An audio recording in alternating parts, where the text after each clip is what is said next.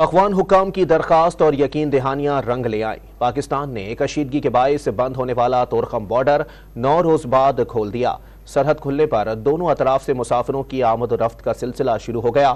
مزدور یونین طورخم کے صدر نے فیصلے کو خوش آئند قرار دے دیا۔ وزیر خارجہ مولوی امیر متقی نے افغان سرزمین پاکستان کے خلاف استعمال نہ ہونے دینے کی یقین دہانی کرا دی۔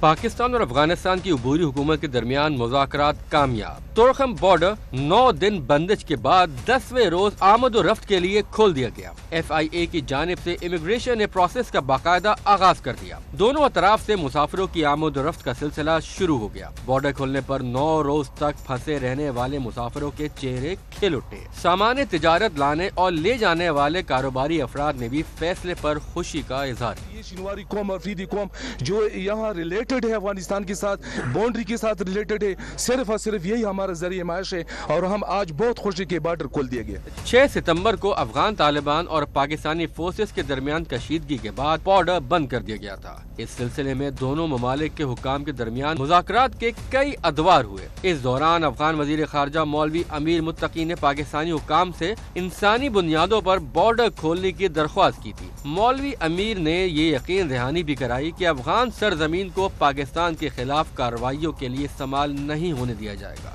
جس کے بعد پاکستان نے آج 10ویں روز اپنی سرحد ہمسایہ ملکوں کے شہریوں کے لیے کھول دی ہے۔